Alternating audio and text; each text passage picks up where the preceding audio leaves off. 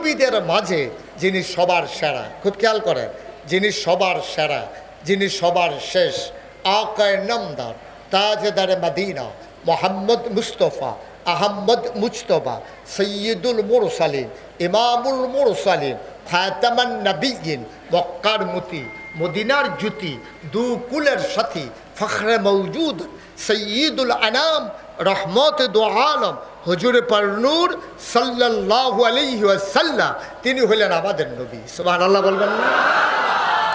তাহলে আমাদের নবী কি ছোট না বড়?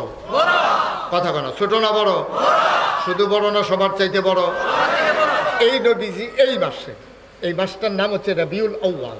এই মাসে আমাদের নবী এই দুনিয়াতে তাশরীফ এনেছেন ১৫০০ বছর আগে। সুবহানাল্লাহ বলবেন না? সব নবীদেরকে আল্লাহ একটা স্পেশাল কোয়ালিটি, অনন্য বৈশিষ্ট্য, শরীয়তের ভাষায় যারা কয় মুআজিজা, এটা দান করেছেন। একেবারে আদম আলাইহিস সালাম থেকে শুরু করে ঈসা নবী পর্যন্ত এমন কোনো নবী নাই তাদেরকে স্পেশাল কোয়ালিটি দেওয়া হয় নাই, সব নবীরে দিচ্ছেন। যেমন আদম, ওনার উপাধি হচ্ছে সফিউল্লাহ। আবার আবুল বাশার, তিনি হচ্ছে সকল মানুষের আব্বা।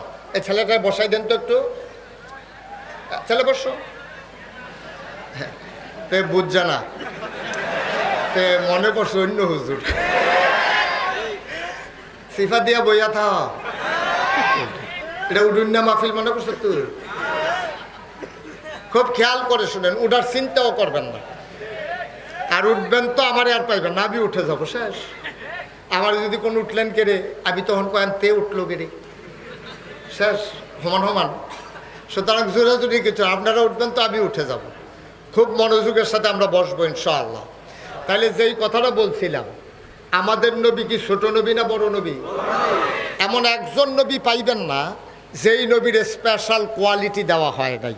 সব নবীরে যেই জমানায় যেই জিনিসটার চাহিদা বেশি, এই নবীরে ওই জমানায় এই জিনিসটা দিছে বেশি। সুবহানাল্লাহ বলবেন না?